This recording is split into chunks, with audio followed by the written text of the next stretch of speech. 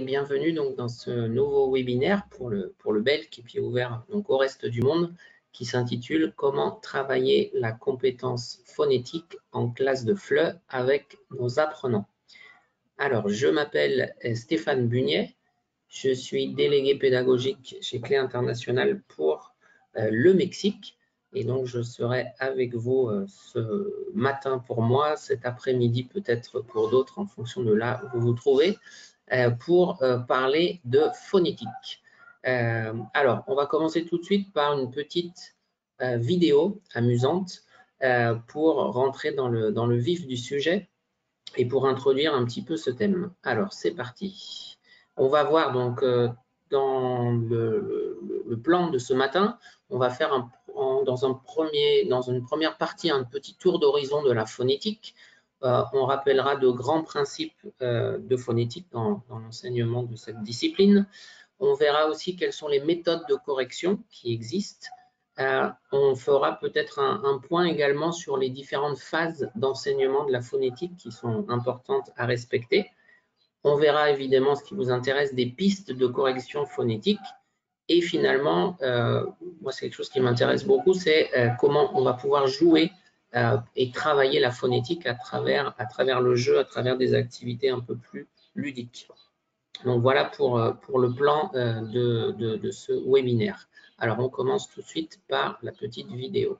J'espère que vous pourrez l'entendre parfaitement. Das hier ist ein Mindset. Das hier ist das wichtigste Gerät des Küstenwächters. Das ist das Überlebensradar.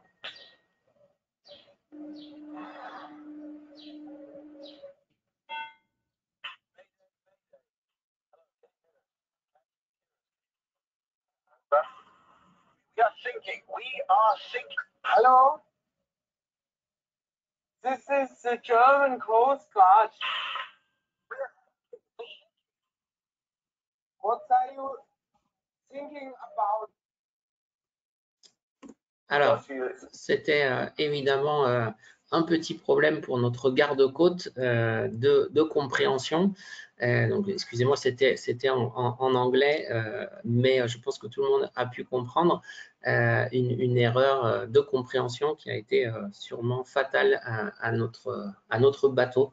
Voilà, donc une petite vidéo humoristique pour commencer justement sur ce thème de la phonétique et cette importance qu'a la phonétique dans la langue pour la compréhension, pour que le message puisse passer. Alors, je voudrais commencer par faire un petit sondage, par vous poser des questions. Donc, vous allez voir apparaître à l'écran des questions. Je vais vous demander donc d'y répondre. Vous allez choisir, il y a plusieurs options. Donc, la première question, c'est quelle place occupe la phonétique dans vos pratiques d'enseignement? Alors, vous allez voir tout de suite apparaître les options et je vais vous demander d'y répondre. Donc, normalement, vous voyez à l'écran. Et voilà, les gens commencent à répondre. Donc là, il y a 6% des gens qui ont voté. Merci, c'est parfait. Donc, dès que la grande majorité auront voté, je partagerai les résultats. Ils sont plutôt assez équilibrés pour l'instant. Donc là, on est à 70% de vote, 75%.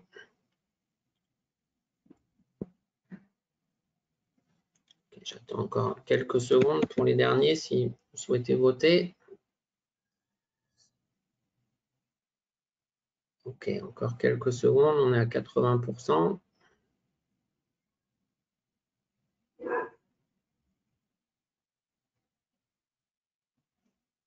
Ok, ça fait une minute, je ferme cette question.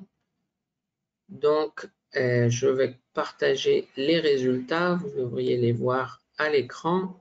Donc, 3% d'entre vous ne la travaillent jamais. 20% la travaillent à chaque cours. Donc, à chaque fois que vous avez une classe devant vous, vous allez travailler la phonétique. 38% l'enseignent quand ils ont le temps, c'est-à-dire pas souvent, donc presque plus d'un tiers, et 39% l'enseignent régulièrement. Donc, vous voyez que c'est assez partagé. Alors, ce qui est bien, c'est que tout le monde l'enseigne un petit peu. Il n'y en a que 3% qui ne l'enseignent jamais. Donc, ça, c'est bien. Alors, on va passer à une deuxième question tout de suite. Donc, la deuxième question, il s'agit de, en tant qu'enseignant, vous sentez-vous à l'aise au moment de l'enseigner?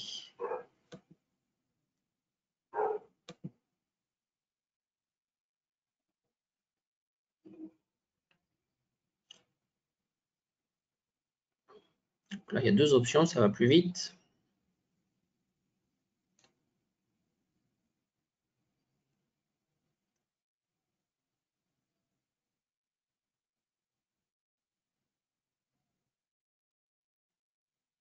Ok, je vais fermer les votes. On a plus de 80% des assistants qui ont répondu.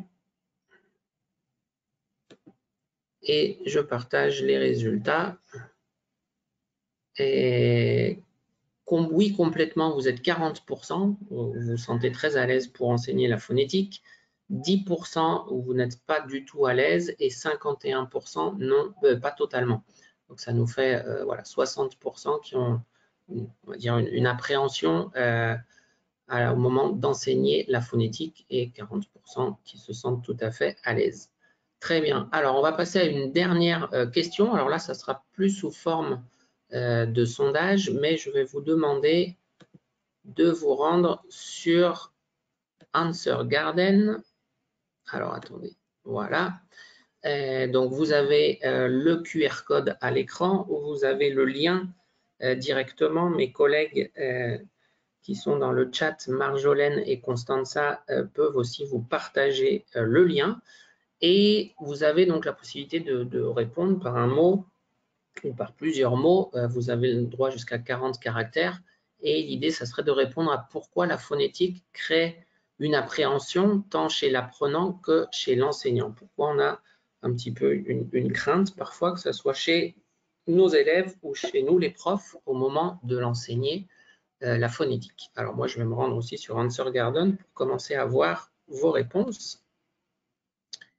Donc, il suffit d'écrire et alors peut-être que je vais rafraîchir, il y a peut-être déjà des réponses qui ont été apportées. Pas encore. Si, la remise en question pour l'apprenant. Très bien. Je crois qu'il faut que j'actualise régulièrement pour voir apparaître. Peut-être à cause de l'alphabet phonétique, demande du temps, la timidité. Les élèves ont peur que l'on se moque d'eux. C'est difficile à maîtriser, ce n'est pas intuitif, les sons sont difficiles. Enseignant non formé, elle n'est pas si simple. Des sons inconnus, apprenant blocage face à certains sons. Très bien. OK. Donc, on a plusieurs. Vous voyez, plus les mots deviennent gros, ça veut dire qu'ils ont été écrits plusieurs fois. La demande de temps, la non-maîtrise du système phonologique, difficile de mémoriser tous les sons, le sentiment de paraître ridicule, la peur. OK, c'est difficile. La timidité, la méthode articulatoire. OK, super. Merci pour votre participation. Il y a énormément de mots qui apparaissent et il y en a qui se répètent, non? La difficulté des sons, le blocage, la peur, l'appréhension, c'est des choses, la perception subjective, super. Allez, je fais un dernier, super, ça va nous faire un beau nuage de mots. La méconnaissance de l'alphabet, je l'avais vu, difficulté à prononcer, la timidité, le niveau des apprenants, très bien. Et je vous remercie pour cette participation nombreuse sur cette question. Pourquoi la phonétique angoisse les élèves et les enseignants? Très bien. Merci beaucoup. Alors, je reviens tout de suite à ma présentation. Donc, effectivement, si on fait un petit peu un panorama de la phonétique, alors, pendant longtemps, la phonétique, elle a été mise un petit peu au second plan. c'était pas la discipline qu'on travaillait le plus. Elle était parfois un peu absente si vous utilisiez des manuels de FLE, où elle était en tout cas très très peu présente. On a souvent, moi quand je vais voir des enseignants, des professeurs, quand ils ouvrent un manuel de FLE, ils regardent en premier les thèmes de grammaire, qu'est-ce qu'on va voir, etc. Mais rarement la phonétique. C'est rare qu'on me dise, tiens, vous allez étudier les nasales au niveau A1 et pas au niveau A2. On a été un petit peu formé sur d'autres domaines et pas vraiment sur la phonétique. Alors, comme vous l'avez dit, dans le nuage de mots, c'est quelque chose qui peut être angoissant pour les apprenants. On a peut-être peur du ridicule, on peut être timide et ça nous fait peur de prononcer, on a peur de l'erreur. On se fait peut-être une représentation du français comme étant une langue difficile. Moi, j'entends souvent ça. Oh là là, mais le français, c'est très difficile à prononcer. C'est l'image que renvoie la langue française. Donc, on part avec un a priori au moment de son apprentissage. Mais c'est aussi angoissant, ça peut être en tout cas pour les enseignants. Pendant longtemps, la phonétique a eu une image élitiste, c'était réservé vraiment son enseignement à des experts en phonétique, donc on a un petit peu cette image-là. On a aussi l'idée, en tout cas, que c'est une discipline qui peut être difficile à enseigner, vous l'avez dit dans le nuage de mots, parce que peut-être qu'on n'est pas assez formé, parce que peut-être qu'on n'a pas toutes les informations, puis aussi on a peut-être des apprenants qui viennent d'horizons différents et donc qui ont des langues maternelles différentes et qui vont donc avoir des problèmes différents. Et donc c'est difficile parce qu'en tant que professeur, il va falloir que je m'adapte à chaque erreur qui va être commise par les apprenants. Et puis peut-être certains enseignants parfois peuvent sentir un manque de légitimité en se disant mais je ne suis pas peut-être francophone, donc comment pourrais-je moi enseigner la phonétique si ce n'est pas ma langue maternelle? Alors ça, ce n'est pas un argument valable, tout le monde est capable d'enseigner la phonétique. Et puis de toute façon, on va se baser sur quel son, non? Parce que la francophonie est vaste et donc on peut avoir des accents et des manières de prononcer le français qui vont être complètement différentes. Donc il n'y a pas, ici la langue maternelle n'est pas forcément un point crucial. Et puis, comme je le disais aussi, parfois les manuels d'enseignement, ou en tout cas dans le passé, ne la travaillaient pas toujours, ou alors ils la travaillaient peut-être au niveau débutant A1, A2, et puis plus trop dans les niveaux intermédiaires et avancés. Et donc, si on suivait un petit peu le manuel et ce qui nous était proposé, on n'allait pas forcément la travailler. Donc ça, c'est un petit peu pour le panorama de l'enseignement de la phonétique. Et la phonétique, donc une citation de Porcher, la phonétique pour les non-spécialistes est une science ardue qui peut être vaguement intimidante par sa technicité même. On espère apprendre à l'utiliser, on n'envisage pas sérieusement de chercher à la connaître. Une discipline vécue à la fois comme difficile et indispensable, la phonétique a tenu dans la didactique une place toujours singulière, tantôt éminente, tantôt subalterne, jamais anodine. Donc voilà, c'est un beau résumé de ce qu'est la phonétique et de ce qu'on en pense. C'est que c'est une discipline voilà, qui a toujours été importante finalement, mais qui n'a pas toujours été travaillée à sa juste valeur. Et pourtant, la phonétique, elle est totalement indispensable pour la communication, pour tout ce qui est la compréhension orale ou la production orale. On va être obligé de savoir distinguer les sons et de savoir prononcer correctement pour que le message passe. Parce que si le message ne passe pas ou il y a des erreurs qui sont faites, ça va entraîner une gêne dans la compréhension. Donc, je vous ai mis un exemple entre le dites-moi tout ou le dites-moi tu. Et ça change tout au niveau du sens, et pourtant c'est juste un son. Certains hispanophones ont du mal parfois le OU et le U, et qui va changer complètement le sens de mon message. Et pourtant, la phonétique aussi, elle est présente dans le DELF et le DALF, qui évaluent chacun la maîtrise du système phonologique. Alors, à quoi ça correspond pour tous les niveaux du DELF et du DALF? On va le voir tout de suite. Pour le niveau A1, on demande aux apprenants d'être capables de prononcer de manière compréhensible un répertoire limité d'expressions mémorisées. Pour le A2, c'est la même chose, il faut que ça soit clair et l'interlocuteur devra parfois faire répéter, mais l'apprenant pourra s'exprimer de façon suffisamment claire. Au niveau B1, l'apprenant pourra s'exprimer sans aide malgré quelques problèmes de formulation et de pause occasionnelles. La prononciation est claire et intelligible malgré des erreurs ponctuelles. Et pour les niveaux avancés et perfectionnement, l'apprenant a acquis une prononciation et une intonation claires et naturelles. Et pour le DALF, l'apprenant, c'est la même chose, mais il va pouvoir varier et placer l'accent phrastique pour exprimer de fines nuances de sens. Donc voilà ce que nous propose le DELF et le DALF. À chaque fois, ça correspond à 3 points sur la production orale.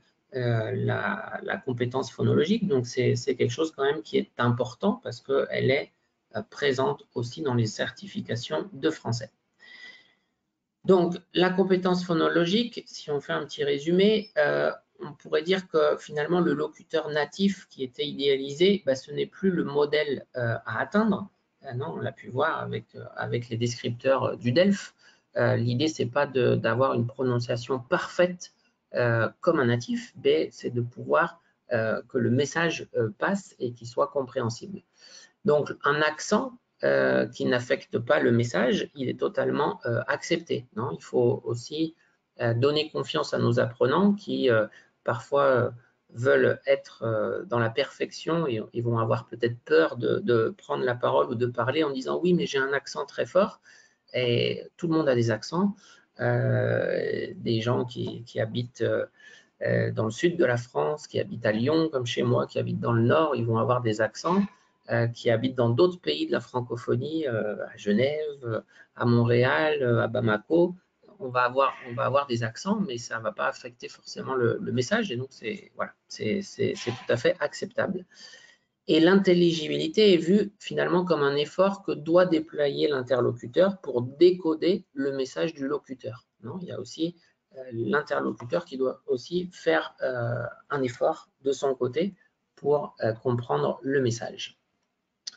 Donc, en tant qu'enseignant, finalement, notre objectif pour nous, comme le dit Abou Haïdar et Laura et Régine Liorca, c'est de dépasser finalement un petit peu l'enseignement, l'apprentissage du système phonologique et des intonations de base pour finalement développer une véritable didactique de la parole. L'idée, c'est que les élèves aient suffisamment de compétences et de confiance en eux pour parler, et donc une didactique de la parole du point de vue de l'écoute et de la production orale. C'est ça qui nous intéresse, non? Compréhension et production orale. Alors, on va rappeler quelques grands principes de phonétique sans rentrer dans des détails trop techniques. Une des choses essentielles dans la langue française, c'est la prosodie. C'est totalement essentiel. Donc, la prosodie, ça englobe plusieurs domaines. La première, c'est l'accentuation. Donc, en français, l'accentuation se fait sur la voyelle de la dernière syllabe. Excusez-moi pour la faute de frappe, elle a une valeur démarcative, elle délimite des unités de sens. L'accentuation va nous permettre de voir les différents groupes nominaux. Et pour cela, on va pouvoir travailler notamment la lecture de texte pour délimiter des groupes rythmiques. Alors, je vous ai mis quelques exemples tirés de certains de nos manuels, par exemple le manuel Merci pour adolescents, où on travaille l'accent tonique avec un document audio et on explique qu'en français, on prononce plus fort la dernière syllabe, un métro, et on demande aux élèves d'écouter et de répéter. Un autre exemple tiré de la méthode jus d'orange avec les liaisons, pour justement travailler cette accentuation, et on va travailler ces liaisons avec des gestes. On va demander aux élèves, on leur verra plus tard dans la méthode verbotonale, l'utilisation de gestes pour favoriser la mémorisation de sons. La prosodie, c'est également le rythme. Donc ça, c'est très important. La langue française est très rythmée, elle est un petit peu musicale, et donc on va pouvoir utiliser notamment le fait de taper dans les mains pour faire sentir la régularité du rythme en français. Donc là, je vous ai mis un exemple, et on va même l'écouter, de la méthode zigzag pour les enfants. Alors attendez, je referme ça et j'ouvre la méthode zigzag pour écouter ce document qui est très intéressant. Alors là, c'est pour des enfants, mais c'est des choses qu'on peut évidemment faire, qu'on peut utiliser avec tout type de public, que ce soit des enfants, des ados ou des adultes. Alors, en premier, on demande aux étudiants, aux enfants, simplement d'écouter et de frapper le rythme avec nos amis Félix et Lila.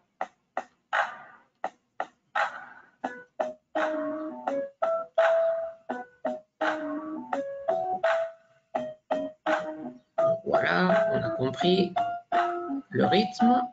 Et ensuite, on a la chanson avec le même rythme pour travailler notamment les liaisons et dire son âge.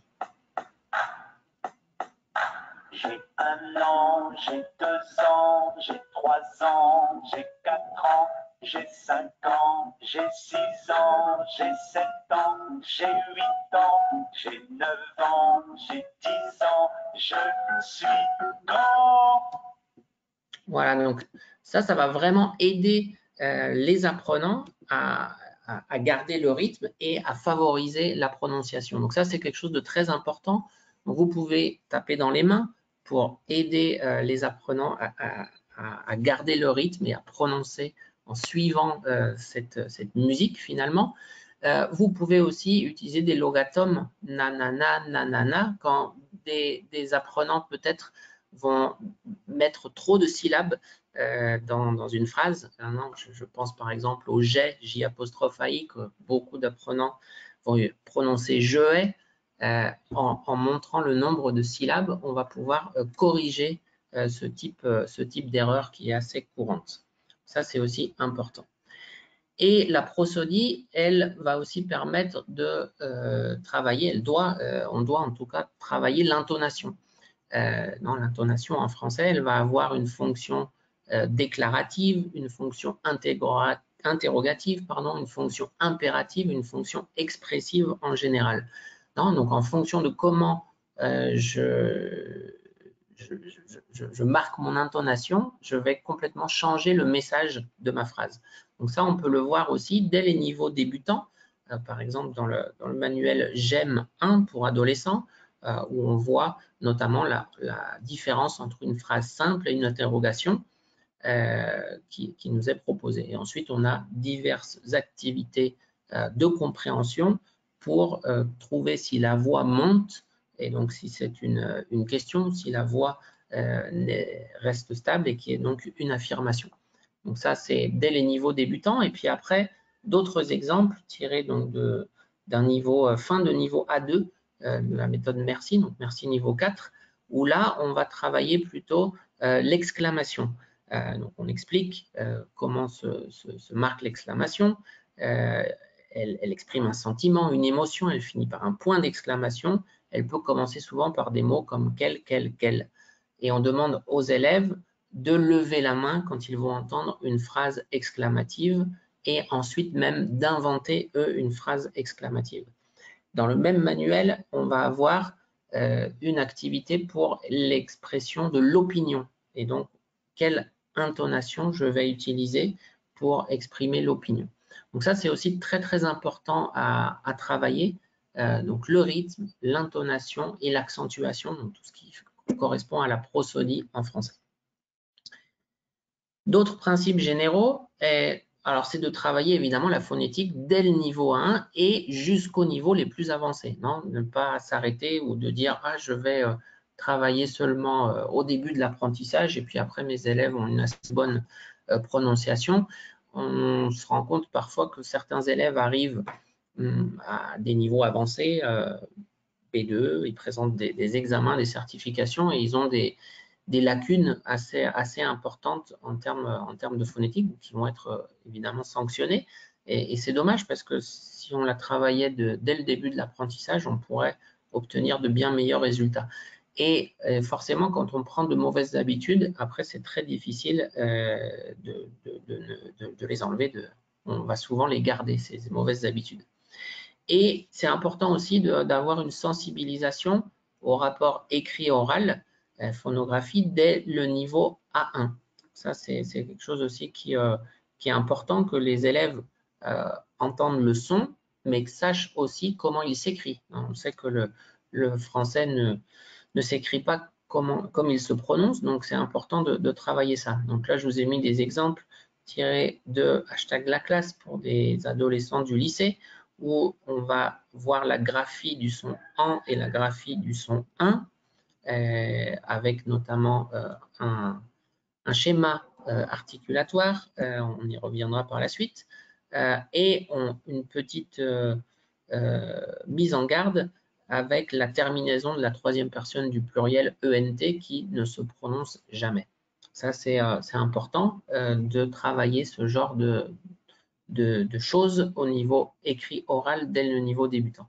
Un autre exemple avec j'aime niveau 3 et les sons S et Z qui peuvent s'écrire de manière différente. Donc on explique les différentes manières d'écrire le son S et Z. Et ensuite, dans la suite de cette leçon de phonétique, on va demander aux élèves de repérer dans un texte les sons S et Z et ensuite d'écouter ce texte et pour vérifier s'ils ont bien trouvé le code phonigraphie. D'autres principes généraux, c'est au niveau de l'alphabet.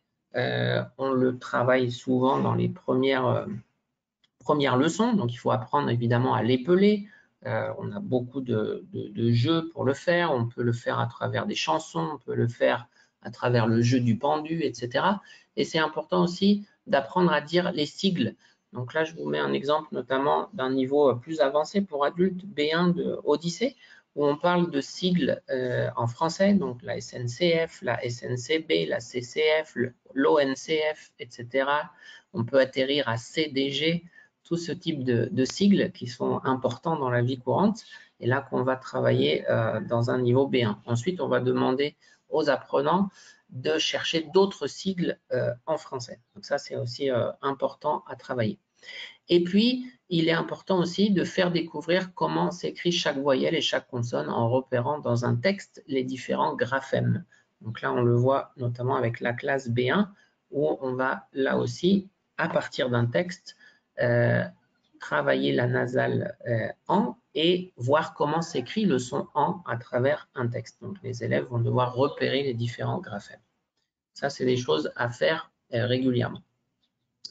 Quelles sont les méthodes de correction phonétique qui sont à notre disposition? Alors, la première chose à faire quand on va vouloir corriger phonétiquement un apprenant, c'est de partir de la faute de l'élève, c'est-à-dire de la manière dont il a prononcé. Non, on va repérer les erreurs et en fonction de l'erreur qui a été commise, on va proposer une remédiation. Donc, ce qui est très important, j'en ai parlé dans l'introduction, c'est de connaître le phonétisme de la langue maternelle de l'apprenant. Donc, si vous avez des classes où vous avez plusieurs nationalités, forcément, ça va être un peu plus difficile parce que vous allez devoir connaître un petit peu le phonétisme de la langue de chacun de vos apprenants pour un peu anticiper les erreurs qui pourraient être commises. Parce que souvent, la majorité des erreurs, elles sont en fait interlinguales, c'est-à-dire que vous avez la langue maternelle qui va prendre le dessus sur la langue cible, donc le français, et il va y avoir des erreurs commises du fait des habitudes de prononciation de la langue maternelle. Donc ça, c'est aussi important d'avoir, alors c'est pas une connaissance non plus très pointue, très précise, mais de savoir, les anglophones, ils font ce type d'erreur, les hispanophones plutôt ça, les asiatiques peut-être vont avoir cette difficulté pour pouvoir anticiper. Alors, les différentes méthodes qui existent. Vous avez la méthode articulatoire. Elle se fonde donc comme son nom l'indique, sur les caractéristiques articulatoires propres à chaque son.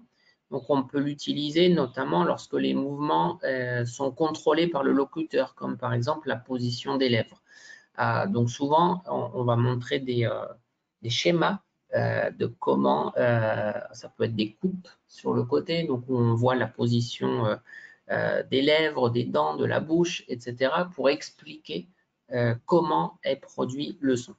Ça a certaines limites, évidemment, parce que parfois c'est difficile de se ressentir certaines positions. Des fois, elles se font de manière naturelle et on a du mal à les produire ensuite en tant qu'apprenant, mais c'est quand même quelque chose d'intéressant de travailler cette méthode pour justement voir si la position de la bouche des lèvres n'a pas été correcte au moment de la production du son, et donc on va pouvoir travailler là-dessus. Alors, des exemples tirés de la méthode de la classe A1, notamment sur les sons E, où on va montrer la position justement des lèvres qui sont étirées quand on prononce les, qui le sont un peu moins, et la bouche est plus en avant ou presque fermée quand on prononce le, et les lèvres sont étirées, mais la bouche est ouverte. Voilà, donc ça peut aider les apprenants à, notamment, alors là évidemment le Covid ne nous a pas aidé avec les masques, mais si vous êtes de retour en classe présentielle sans masque, c'est très important d'exagérer parfois la position de votre bouche, de bien montrer aux apprenants comment vous prononcez le son, ça peut les aider. Et là, on a un autre exemple avec le son ch et le son je, fiche et fige, où on voit notamment la vibration des cordes vocales. Et on demande aux étudiants de mettre la main sur la gorge pour sentir justement cette vibration qui se fait. Et s'il n'y a pas de vibration, c'est justement qu'il y a une erreur qui est commise. Donc voilà pour la méthode articulatoire. La deuxième méthode, c'est la méthode des oppositions phonologiques. Donc là, ça correspond notamment à toutes les activités de discrimination auditive. Et alors là, cette méthode, elle propose de corriger en priorité les erreurs phonologiques et laisser pour plus tard les erreurs phonétiques. On va s'intéresser notamment aux erreurs qui vont changer le sens de la phrase. L'idée, c'est de relier le son et le sens, et donc de privilégier les différences de son qui font des différences de sens. Donc là, on a par exemple des activités avec des paires minimales, joue, jus, poule, pull, tout, tu, où on a une différence de sens tout de suite avec juste un phonème qui va changer entre le U et le OU. Ou un autre exemple avec des nasales entre le en et le on, bon, ban, songer, songer. Donc là, on demande si c'est identique ou différent aux apprenants. Et ils doivent écouter et nous donner leur réponse. Donc là, c'est la méthode des oppositions phonologiques. Ou une dernière, et quel mot est-ce que tu entends entre le B et le P, Bordeaux, Porto, bon, pont, etc. Bain, pain.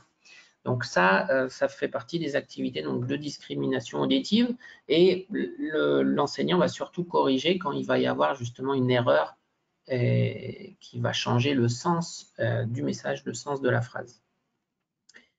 Et la troisième méthode, c'est la méthode verbotonale, ou également connue comme méthode acoustique. La méthode verbotonale, elle part du principe que l'apprenant prononce mal car il entend mal. Il faut d'abord pouvoir entendre le son pour pouvoir le prononcer. On va se baser énormément sur le rythme, sur l'acquisition du rythme, et on va aussi proposer une intégration corporelle, c'est-à-dire qu'on va avoir une représentation mentale ou gestuelle du son, et on va donner une priorité à la prosodie, dans la méthode verbotonale. Donc là, je vous ai mis des exemples où on va demander par exemple de lever la main quand vous entendez le son 1, où on va vous demander de taper des mains quand vous entendez le son Z, Élise, Elisa, lise avec plaisir. Donc ça, il faut taper des mains 3 fois dans cette phrase. Ou alors, on va vous demander, comme dans zigzag, d'écouter, lever la main si tu entends le son A comme dans chat. Donc l'idée, c'est d'associer un geste notamment à un son pour favoriser sa perception et favoriser ensuite à sa production. Alors, au niveau des phases de l'enseignement de la phonétique, il est important de respecter certaines phases, certaines étapes. D'une part, comme on l'a dit, pour pouvoir produire, il va être d'abord nécessaire d'entendre, de percevoir le son, avant d'arriver à la production.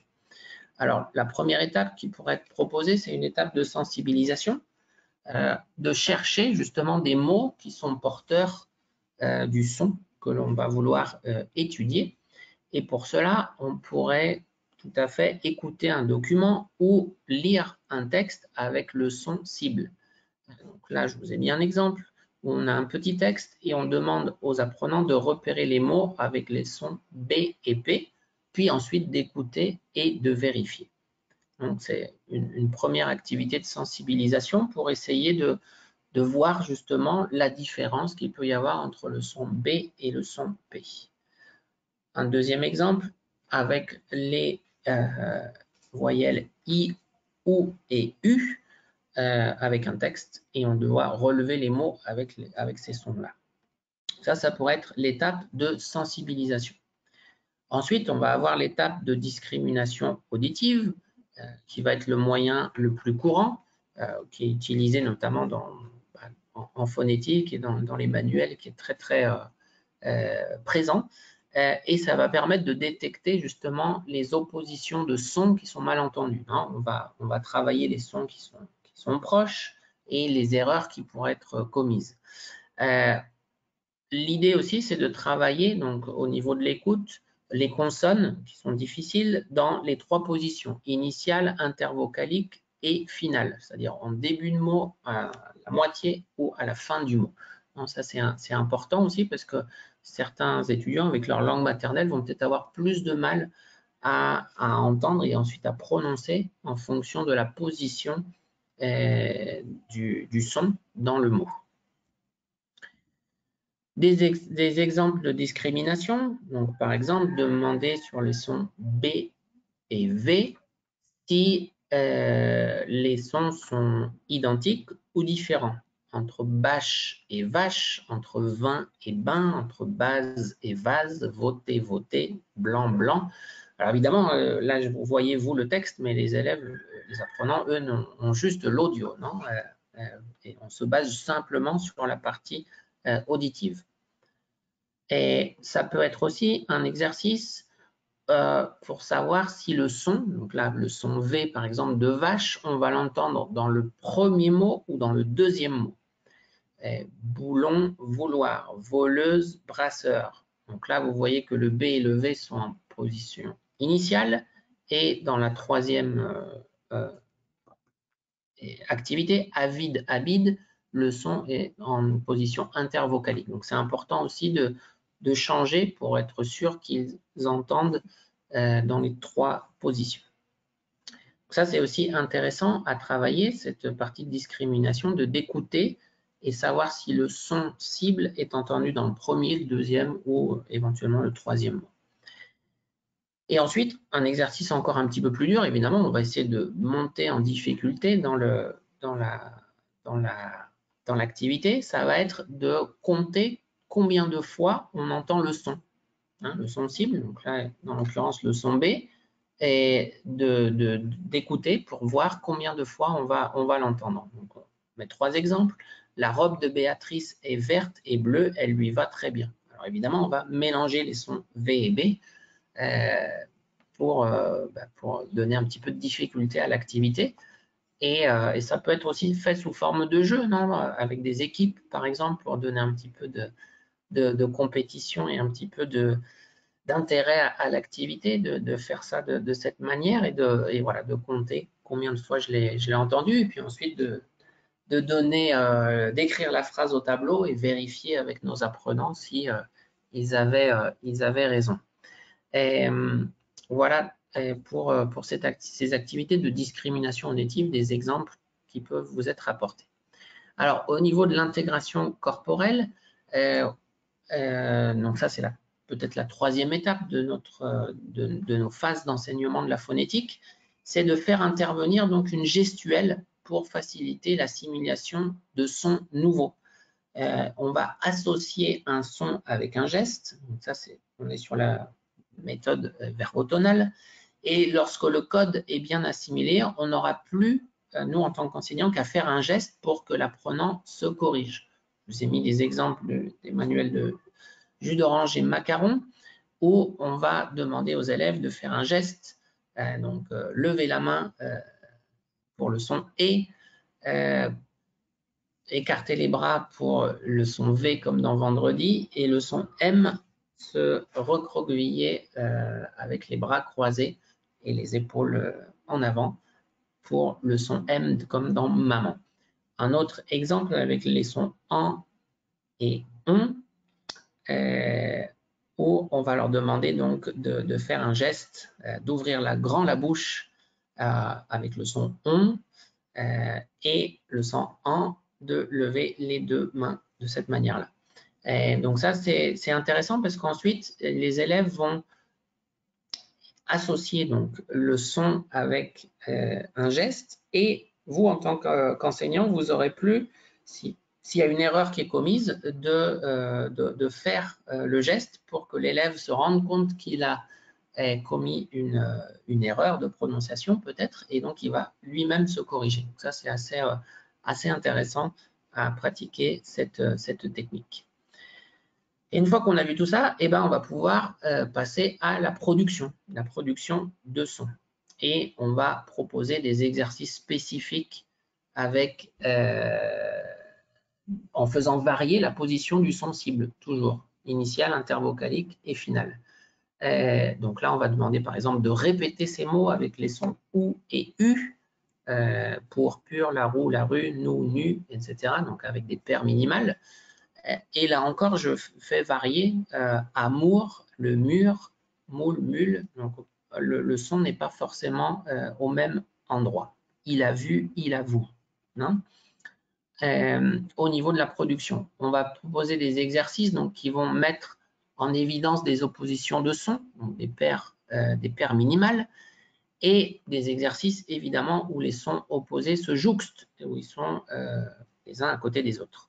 Donc là, des exercices de répétition de paires minimales avec le B et le V, ban, vent, habit, avis, bison, vison, etc. Cube et cuve, comme sur la photo, sauf que les deux sont ensemble. Et ensuite, l'idée aussi, c'est de travailler donc, le code phonographique avec des tableaux récapitulatifs de différentes graphies d'un phonème et suivi évidemment d'exercices d'entraînement. Donc repérage d'une relation son-graphème à partir d'un texte lu, des exercices à trous, on va compléter à partir d'une lecture ou d'un enregistrement, ou éventuellement de proposer des dictées comportant les sons étudiés. La dictée peut être aussi un excellent exercice pour travailler la partie graphique. Donc là, on voit un exemple de tiré d'Odyssée avec la graphie du son O pour le niveau A2. Donc on voit le O peut s'écrire avec la lettre O ou AU ou EAU. Et ensuite, on demande aux élèves de choisir la bonne graphie du son O dans 3 exercices. Et dans l'exercice suivant, c'est le son WA. Et on doit écouter et souligner les mots qui ont le son WA dans le texte. Donc, et ensuite, on va sûrement rappeler comment se forme le son WA à l'écrit. Alors, des pistes de correction phonétique. Et quelles sont les pistes qui pourraient nous aider en tant qu'enseignants pour faciliter, pour corriger nos apprenants lorsqu'ils commettent des erreurs de production? Alors, on peut travailler notamment la labialité avec production de son, c'est-à-dire que je vais réellement prononcer le son. Je vais là exagérer l'arrondissement, l'étirement ou la protrusion des lèvres. Donc, je vous ai mis un exemple avec le son E et le son E. Et donc, je peux exagérer, alors montrer le schéma articulatoire, puis moi en tant qu'enseignant, montrer ma position d'élève et prononcer le son. Et je peux demander aux élèves d'en faire de même. Il faut faire attention parce qu'il peut y avoir un blocage culturel ou la timidité qui peut être un problème chez certains apprenants. Donc voilà, il faut faire attention, il faut bien connaître ses étudiants avant de proposer ce type d'activité. On peut faire la même chose, donc travailler la labialité, mais sans prononcer le son.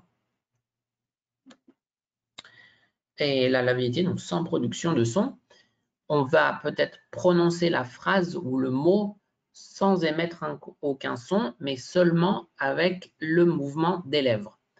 Donc du coup, ça va forcer les apprenants à lire sur les lèvres et à être concentrés uniquement sur ma bouche.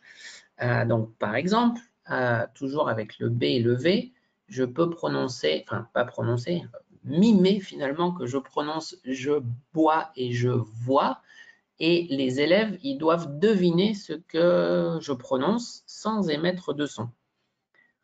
Donc là je vous ai mis une photo justement pour montrer la bouche est fermée, la bouche est ouverte pour le B et le V, et on a une description. V, l'air est gêné dans sa sortie lorsque la lèvre inférieure se dégage de la pression des dents du haut, et l'air est bloqué dans sa sortie par les deux lèvres qui se joignent puis se séparent.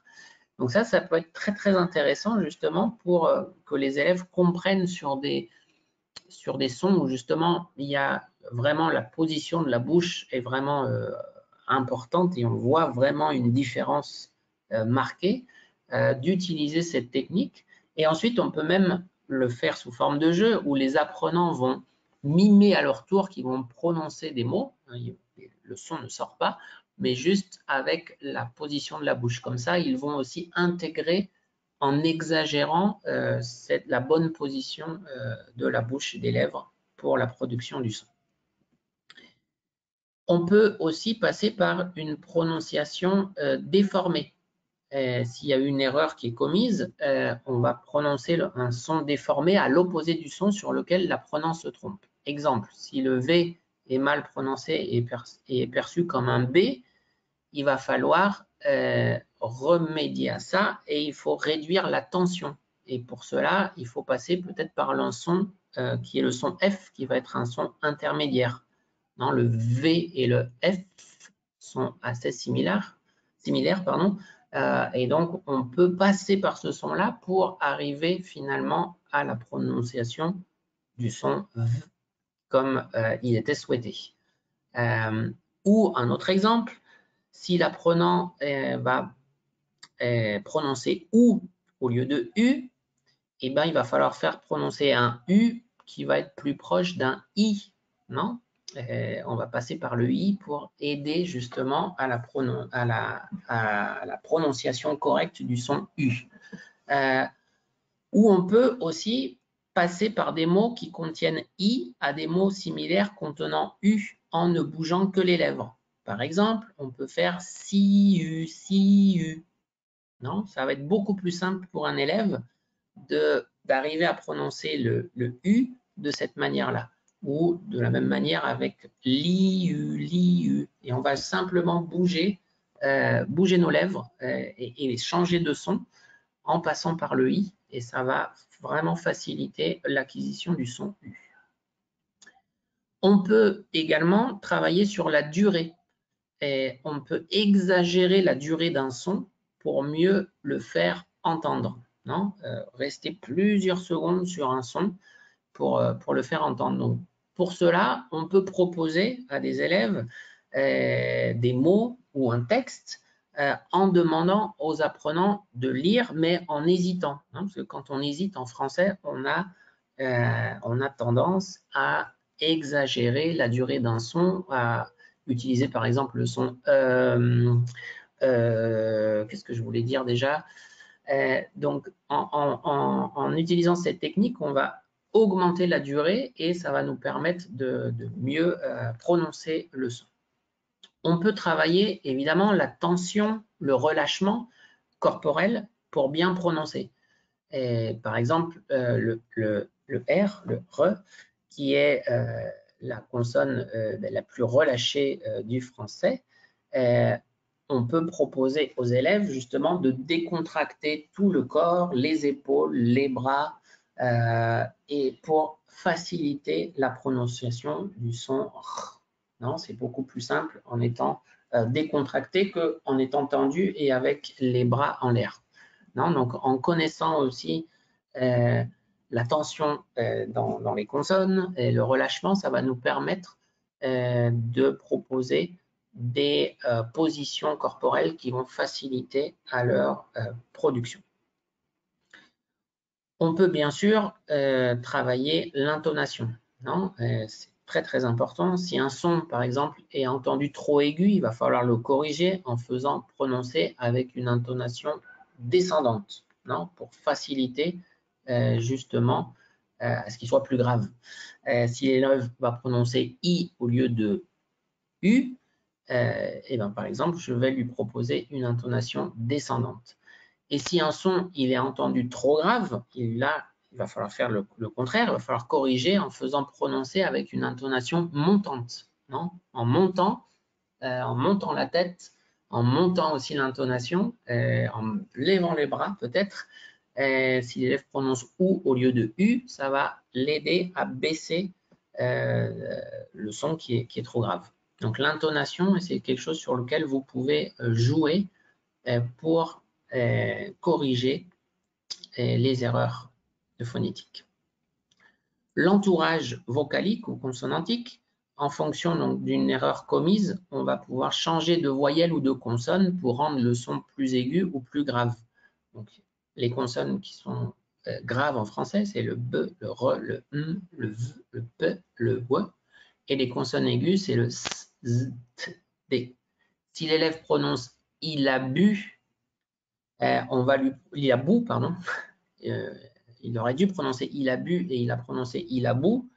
On va lui proposer de prononcer « il a su », puis petit à petit revenir au son original. Donc en passant par le S, le S, le su, tu, lu, cu, pu et finalement bu. Non, parce que comme le B est une consonne très grave, c'est difficile pour lui ensuite de prononcer U, il va avoir tendance à prononcer OU. Donc pour l'aider, je vais lui donner des consonnes qui sont aiguës avant. Et petit à petit, aller vers des consonnes de plus en plus graves jusqu'à arriver à la consonne qui a posé problème. Ça, c'est aussi intéressant de connaître voilà, les consonnes graves ou aiguës pour faciliter la prononciation. On peut utiliser, je regarde l'heure parce que je vais bientôt dépasser, le découpage syllabique. Donc ça, c'est recommandé notamment pour les erreurs de rythme ou d'accentuation. On va proposer aux étudiants de prononcer seulement la première syllabe, puis la deuxième, puis la troisième, jusqu'à prononcer toutes les syllabes ensemble. Donc par exemple, sur la phrase « nous avons chanté », on va lui proposer, s'il y a un problème, s'il y a trop de syllabes qui ont été prononcées ou des erreurs, on va découper. Donc, on va lui demander de prononcer d'abord « nous », puis « nous a », puis « nous avons », puis « nous avons chant », puis « nous avons chanté ». Petit à petit, faire des corrections par syllabe pour arriver à la prononciation complète du groupe de mots de la phrase. Ou on peut faire aussi un découpage régressif, c'est-à-dire à l'envers. Donc, T, chanter, vont chanter, avons chanté et nous avons chanté. Voilà, on peut le faire dans les deux sens. Ça peut aider, ça va aider nos apprenants au niveau du rythme, au niveau du nombre de syllabes, d'avoir la bonne prononciation et d'arriver à ce que l'enseignant nous demande. Alors, pour terminer, on peut évidemment passer par des jeux. Les jeux en phonétique, c'est toujours, et même en phonétique ou dans le reste de l'enseignement du français, c'est quelque chose qui marche très très bien pour tous les publics. Souvent, on me dit non, mais c'est que pour les enfants ou les ados. Je dis non, les adultes aussi, on adore jouer. Il faut évidemment qu'il y ait un objectif, non, on ne va pas jouer pour jouer, mais c'est quelque chose qui, en phonétique, va être très très utile. Alors, il y a des choses toutes simples là, que j'ai pris de notre dernier manuel, GEM 3, pour travailler la discrimination auditive. On peut le faire effectivement avec un tableau. Est-ce que vous entendez tel son ou tel son? Classique, mais peut-être on peut aussi imaginer des jeux pour que ça soit un peu plus amusant, un peu plus ludique, un peu plus motivant pour les élèves. Donc là, on leur propose un parcours. Ils doivent suivre les indications, tourner à gauche quand ils entendent le son L et tourner à droite quand ils entendent le son R. Et en fonction de ce qu'ils écoutent, ils vont devoir voir où est-ce qu'ils arrivent, dans quelle position, 1, 2, 3, 4, 5, 6, 7, 8. C'est des choses toutes simples que, bon, là c'est tiré d'un manuel, mais que vous pouvez aussi créer facilement pour travailler la discrimination auditive et pour que ça soit un petit peu plus ludique. D'autres choses qui sont amusantes et qui sont très utiles en phonétique, c'est les virelangues, par exemple. Le virelangue, ça va permettre de favoriser un travail d'écoute, un travail d'articulation, ça va permettre de travailler le rythme, ça va permettre de travailler l'intonation, la respiration. C'est un bon moyen pour prononcer certains phonèmes difficiles. Et pourquoi? Parce que c'est amusant, les virelangues, quand notre langue va fourcher, ça va nous faire rire. Donc là, je vous ai mis des exemples tirés d'une méthode enfant et d'une méthode plutôt grands adolescents, hashtag la classe, où on propose des virelangues. Donc là, on lui demande simplement d'écouter répéter « Le chat de Charlotte se cache sous la chaise de la chambre ». Pas facile à dire. Avec le son ch. Et pour l'hashtag la classe, on a le coq. Voilà un curieux coq avec un kimono kaki. Il danse un rock avec une casquette. Donc avec le son K. Et une autre activité, écoutez les virelangues, les par deux, lisez-les, essayez d'aller de plus en plus rapidement. Voilà, donc ça peut être simplement amusant. On a travaillé un son, ou on l'a écouté, et essayez de le prononcer. Voilà, les élèves, forcément leur langue va fourcher, peut-être de vous aussi enseignants, mais c'est ça qui est amusant. Donc, un exemple de jeu, on peut faire une chaîne et chaque enfant ou chaque apprenant, je ne sais pas pourquoi j'ai mis enfant, va prononcer le virelangue à tour de rôle et le but est d'aller le plus vite possible. Et à chaque fois qu'il y en a un qui prononce mal, il va être éliminé. Voilà, pour voir jusqu'où on arrive. On peut proposer aux apprenants de créer eux-mêmes des virelangues. Ça fait appel à la créativité. On va travailler le code phonigraphie et puis un petit défi compétition. Donc là, c'est ce que propose ce manuel au niveau B2, d'écrire 2 virelangues et de les lire en petits groupes. Et ça peut être aussi sous forme de défi, de lancer le virelangue qu'on a créé pour voir si les autres groupes sont capables de les prononcer correctement. Voilà, donc les virelangues, c'est toujours un succès. On peut jouer aussi au jeu du téléphone ou jeu du bouche à oreille, comme vous voulez, c'est la même chose. Donc l'idée là, c'est de disposer les apprenants en cercle. Alors si vous avez un grand groupe, vous pouvez faire plusieurs cercles. Vous donnez un mot qui évidemment avec le son que vous avez travaillé. Le premier apprenant va épeler, va dire le mot à son voisin, et ainsi de suite, donc dans notre cercle, jusqu'au dernier apprenant. Et nous, on va comparer ensuite le mot qui va être prononcé par le dernier apprenant avec celui du premier pour voir s'il n'y a pas eu une déformation. Ou ça peut être à partir d'un corpus de sons travaillés en classe, par exemple les nasales. Un apprenant choisit un mot et le dit à l'oreille de son voisin et ainsi de suite jusqu'au dernier. Exemple, si on a travaillé on en 1 avec son, sans, sin, si l'élève choisit son, est-ce qu'à la fin on va avoir son ou est-ce qu'on va avoir un autre son justement.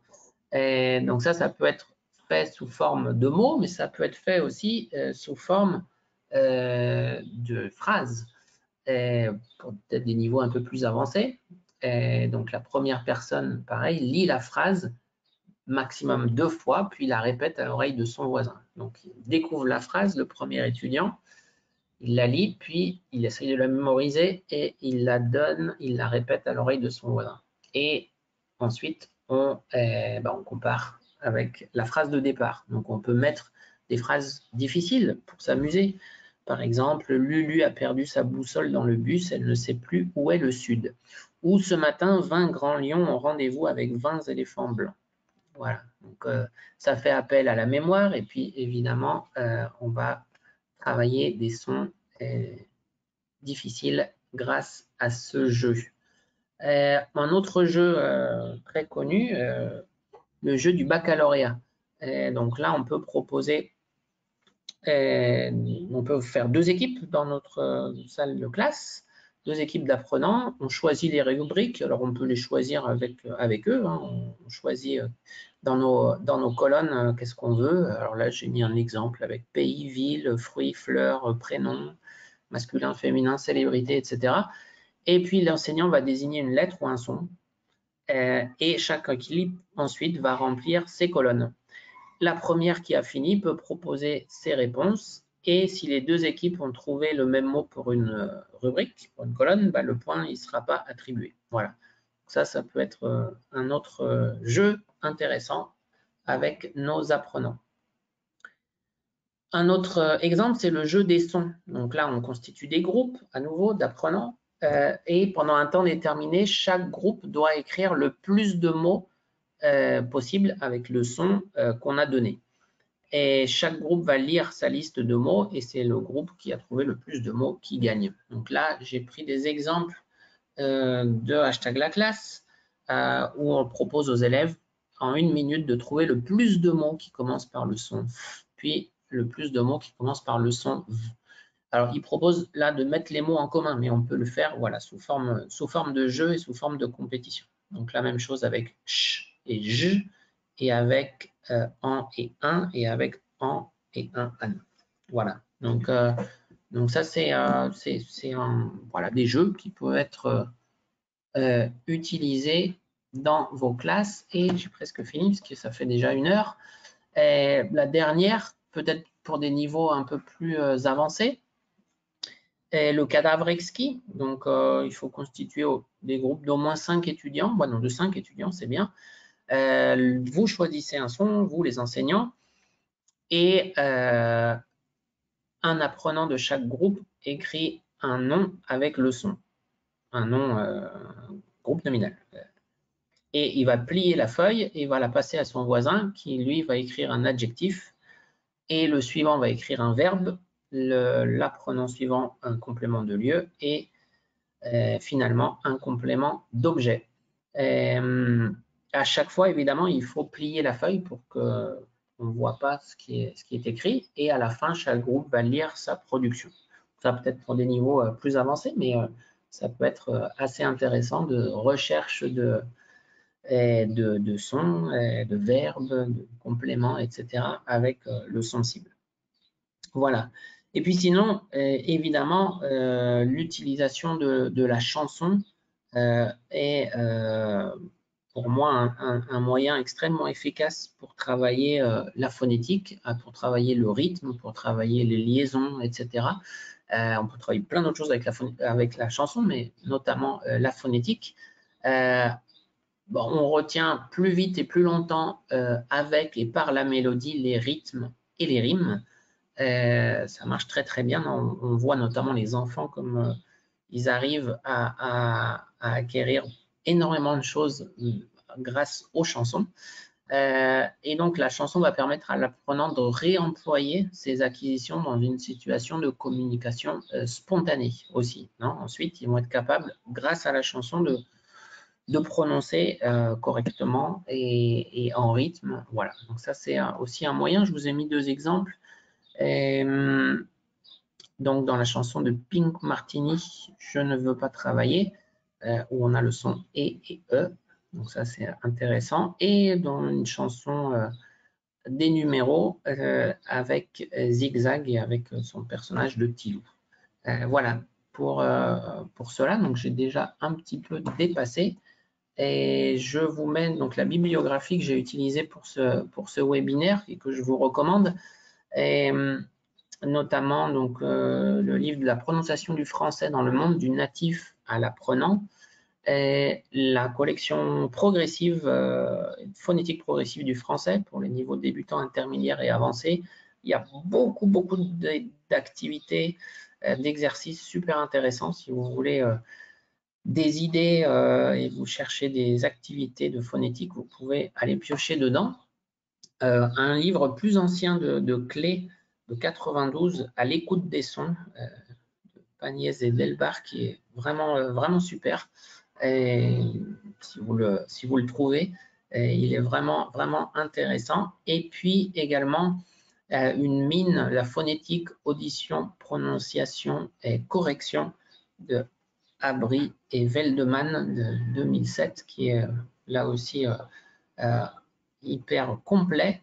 Le point sur la phonétique de Champagne, Musard et Bourdage, et aussi le recherche et application du français dans le monde qui était sorti, l'oral par tous les sens, de la phonétique corrective à la didactique de la parole. Ça, c'est pour les ouvrages. Et au niveau des sites, et, il y en a plein, mais notamment la phonétique en jouant. C'est un blog qui est vraiment super. Dessine-moi une histoire avec les virelangues, où il y a plein d'idées et de virelangues que vous pouvez télécharger. Le site de Michel Billière, Au son du fleuve, si vous ne connaissez pas, vous pouvez aller voir pour la méthode verbotonale, il y a tout. Vous pouvez tout voir et tout apprendre et tout comprendre grâce à ce site. Et pour les chansons, paroles de clip de TV5 Monde, voilà, si vous voulez intégrer la chanson en classe de fleuve, vous avez ce site qui est génial. Voilà, et je ne sais pas s'il y a des questions, Marjolaine ou Constanza. Je vous remercie de votre attention. Effectivement, tu m'entends, Stéphane? Oui, ça y est, je t'entends. Ouais. Alors, il y a quelques petites questions, je t'en ai envoyé au fur et à mesure par email. Je ne sais pas du coup si tu as pu y jeter un œil ou pas, parce que le chat va très vite, vu qu'il y a eu pas mal de monde. Alors, qu'est-ce qu'il y a eu dans les dernières questions? Combien de temps un élève a-t-il besoin pour améliorer sa prononciation, notamment? Combien de, pardon, je n'ai pas entendu. De temps un élève a-t-il besoin pour améliorer sa prononciation? Tout dépend d'où il part, mais de toute façon, la prononciation, il va falloir la travailler dès le début de l'apprentissage, c'est ce que je disais au début, donc travailler de manière constante. Et puis surtout, dès que l'élève va commettre une erreur, c'est surtout ça, dès que l'élève commet une erreur, il ne faut pas se dire « Ah, je n'avais pas prévu de faire phonétique aujourd'hui ». Non, il faut tout de suite corriger pour pas que l'erreur s'ancre et reste. Après, effectivement, s'il y a des mauvaises habitudes qui ont été prises, il va falloir être patient, mais voilà, je pense que si on la travaille dès le début de l'apprentissage et qu'on corrige à chaque fois que l'erreur est commise, il n'y a pas de raison que la prononciation soit un problème. Après, il ne faut pas avoir l'objectif de les transformer comme des natifs. Non, voilà, il faut juste que le message passe et c'est suffisant. Ok, peut-être encore une petite question. Comment expliquer à des débutants l'écart entre l'écriture des mots et leur prononciation? Ça, c'est une des spécificités effectivement de la langue française. Elle est difficile parce qu'elle ne s'écrit pas comme elle se prononce.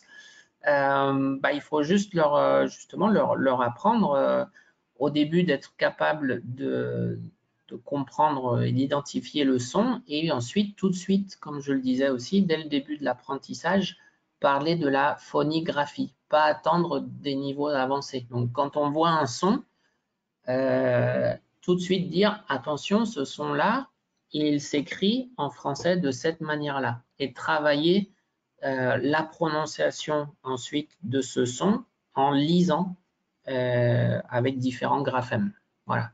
Parce qu'effectivement, si on fait de manière totalement séparée l'apprentissage des sons et puis ensuite, beaucoup plus tard, ce son-là s'écrit de cette manière-là, ça ça va être compliqué.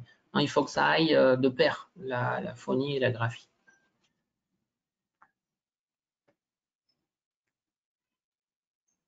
Ok, merci. Bon, je pense que du coup, on a un petit peu débordé là. Peut-être que du coup, on va non s'arrêter. Ouais, j'ai un peu S'arrêter débordé. là. Tu avais des petites remarques après. Je sais pas si tu laisses ton. Tu as mis ton contact, non? Peut-être pour les gens Oui, qui avaient j'ai mis peut-être d'autres. sur la Oui, dernière voilà. diapo, ouais, il Mm. y a mon email, sbugnet@larousse.com.mx et mon numéro de téléphone portable au Mexique, donc avec l'identifiant +52. Et voilà, n'hésitez Super. pas à me contacter si vous avez des questions. Voilà, je peux vous partager aussi le PowerPoint, le PDF si vous le souhaitez, il n'y a aucun souci. Voilà, je vous remercie de votre attention. Merci à toi pour cette présentation. À bientôt. À bientôt. Au revoir.